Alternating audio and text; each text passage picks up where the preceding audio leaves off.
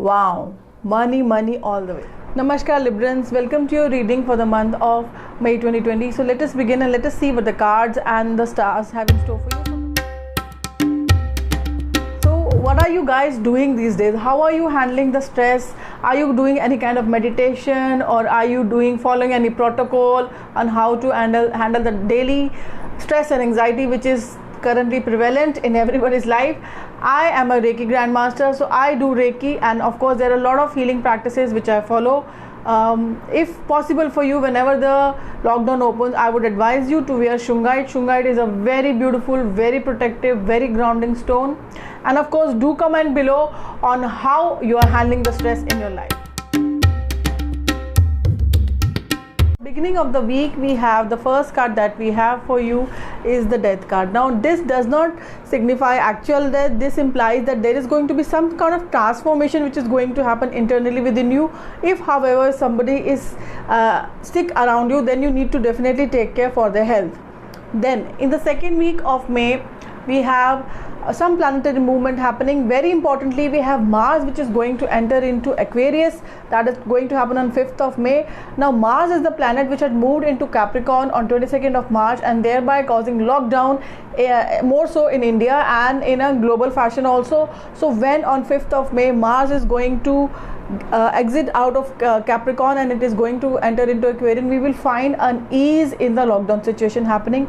Then 9th of May we have Mercury. Mercury is going to enter into Taurus. Now Taurus is your 8th house. Now 8th house is a house of occult, it is a house of delays, it is a house of obstacles, it is a house of knowledge. So it could happen that you are guided to do some kind of occult, or you would like to delve into occult. Maybe you would like to do Reiki or pranic healing, or maybe you would like to get attracted towards meditation, anything.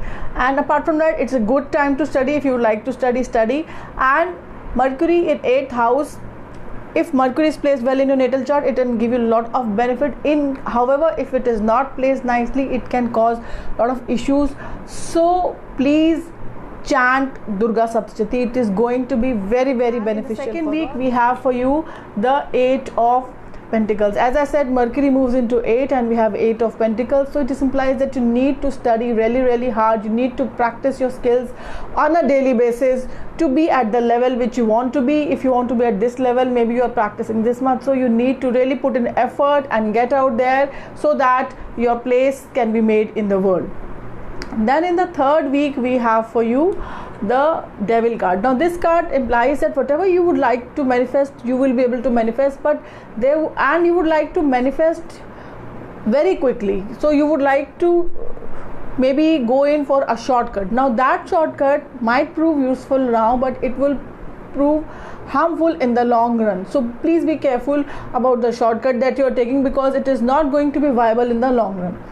Then in the third week of May we have a lot of planetary movement happening. On 10th of May we have Moon going into Sagittarius, thereby forming a Kal Sarpadosh for 2-3 days. You can feel low or depressed if Moon is not placed well in your natal chart.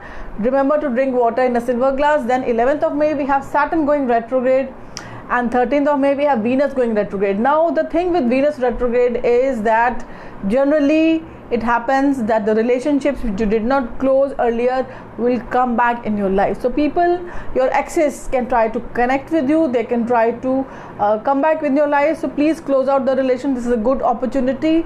Please do close it out. Then 14th of May we have Sun. Sun is going to move from Aries into Taurus. Sun is a life giver of the universe. He is the energy provider of the universe. Now he is going to transit from Aries into Taurus, which is your 8th house. So as I said, it is a very good time to study.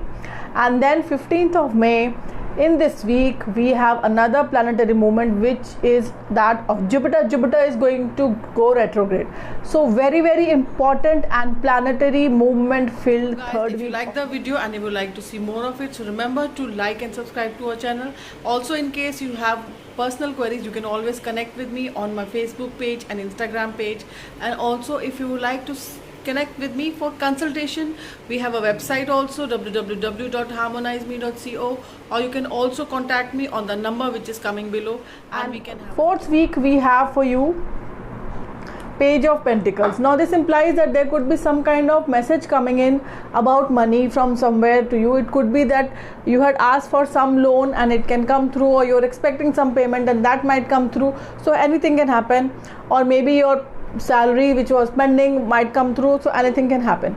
Now in this week we have Mercury and Venus. Mercury and Venus are going to be like this in the same house, 8th house.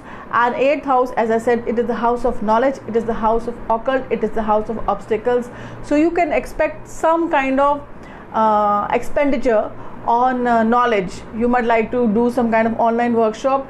Apart from that, in the last week of May, we have for you the Two of Wands. Now this implies that if you had applied for a loan in a bank, it might not come through. You were expecting it to happen. Or if you're planning to start up some project and you were expecting some support from somebody, that may be withdrawn. So be careful. You might need to relook into your strategy on how to launch your business or how to go about in your life. So take care over here. And in the 5th week of May, we have Mercury moving from Taurus into Gemini. Now Gemini is located in your 9th house.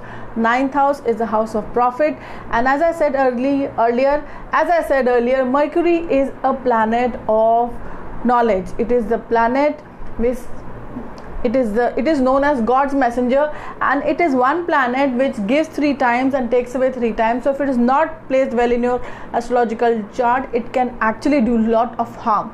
So there is only one way to negate the impact of Mercury, that is by chanting Durga Saptati. So please do chant Durga Saptati throughout this month. And here's wishing you that this month of May brings ease in all our life, in all our ways. Until the time we meet again, this is me saying Namaste.